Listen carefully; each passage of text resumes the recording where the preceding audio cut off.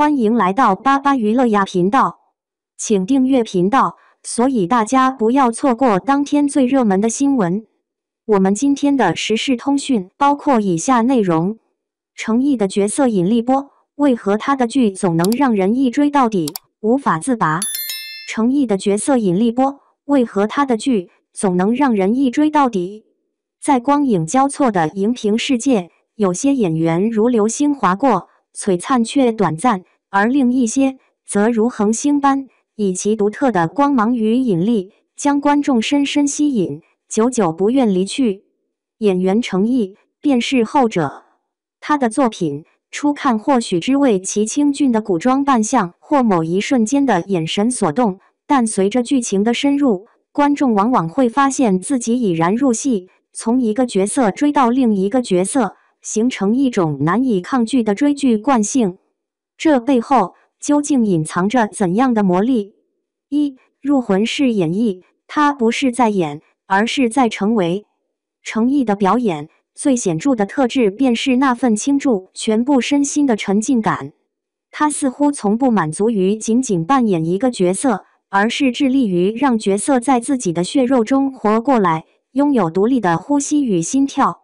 回看他的代表作，无论是《琉璃》中与司凤那身负金翅鸟原罪的深情与孤勇，每一次展翅都伴随着撕心裂肺的抉择，那份爱纯粹到极致，也脆弱到极致。还是沉香如屑，沉香重华里，他游刃有余地穿梭于清冷孤高的应渊帝君，不羁洒脱的捉妖师唐周，以及偏执疯魔的修罗王玄烨之间，三个截然不同的灵魂在同一具皮囊下碰撞出惊心动魄的火花。再到莲花楼中，那个从武林神话里相依死去，在10年后以江湖游医李莲花身份重生的人物，他将那份历经沧桑洞悉世事后的通透与释然，演绎得如古玉般温润内敛，于无声处抚慰了无数观众的意难平。他赋予了每个角色不可复制的印记，让观众在追随剧情的同时，仿佛也经历了一场场深刻的灵魂共振。这近乎执拗的本真出演，或许正是他能持续吸引观众，让人一部接一部追下去的核心原因。二、滴水穿石，角色无大小，皆以匠心雕琢。这份演绎人变活艺人的感染力，绝非一蹴而就。回顾程毅的演绎履历，从早期青云志中英气逼人的林惊羽，到怒海潜沙和秦岭神树里沉默寡言却身手不凡的张起灵，再到身前中间负重任的云鸿深，无论角色戏份多寡，剧本是热门 IP 还是小众题材，他都以同样的虔诚与专注去对待。他似乎总能敏锐地捕捉到角色最核心的特质，并将其放大，哪怕是最微小的角色，也能在他的演绎下绽放出独特的光彩。正是这种点石成金的能力与持之以恒的匠心，让观众逐渐建立起一种近乎本能的信任，只要是程毅出演的角色，便值得期待，因为他必将赋予其独一无二的灵魂与厚度。于是，当一部剧完结，许多观众会自发地去考古他的过往作品，试图拼凑出这位角色灵魂赋予者更为完整的艺术形象。三、戏外见真纯，人格魅力与角色光环的同频共振。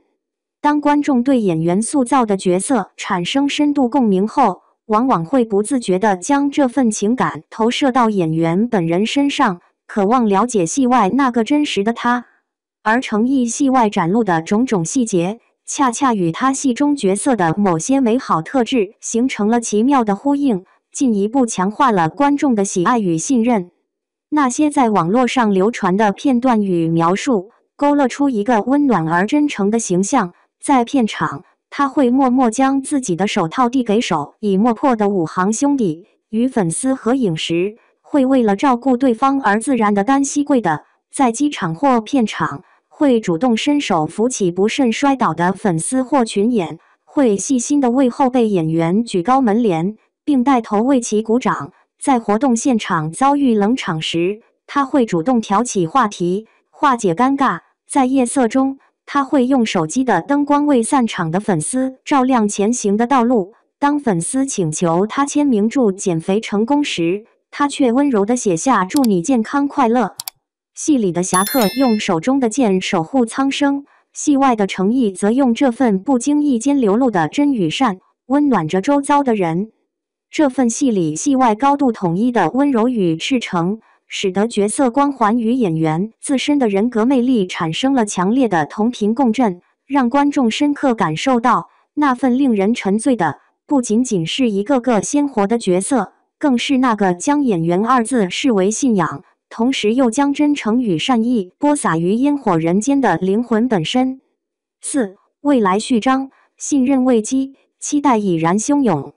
正是这份由角色魅力与演员品格共同铸就的深厚信任，直接转化为观众对他未来作品的空前期待。当赴山海的片花惊鸿一瞥，那凌厉的侠者之气与宿命交织的苍凉感，便已牢牢锁定了无数目光。长安24季预告片中，朝堂权谋的暗流汹涌，他在权力漩涡中心沉静布局的身影，预示着又一场扣人心弦的智勇博弈。而王权富贵片花中所展现的厚重宿命感与心怀苍生的悲悯，更让人对这个角色平添了几分屏息以待的厚望。至于那部仅凭路透便已在无数观众心中掀起万丈波澜的英雄志，大家早已在脑海中勾勒出他将如何赋予那位传奇书生侠客以独特的风骨与温度。角色尚未正式登场，期待却已如山呼海啸般汹涌而至，这便是市场与观众对他过往每一次角色托付都倾力完成的最高褒奖与最深信任。所以，我们追逐的早已超越了一部部独立的剧集，我们追逐的是诚意以真心血投入，让每一个角色都在其生命中真实绽放过的痕迹。我们追逐的是一位真正的演员，在浮躁喧嚣的光影世界里，以角色为信仰，安静而坚定地雕刻着那些能被时光铭记的艺术印记。我们追逐的更是从诚意灵魂深处自然流淌出的那份温柔，那份赤诚，以及那份不经意间洒向人间的暖意。这或许就是让人甘愿一步接一步追下去，直至彻底沉醉其中的终极答案。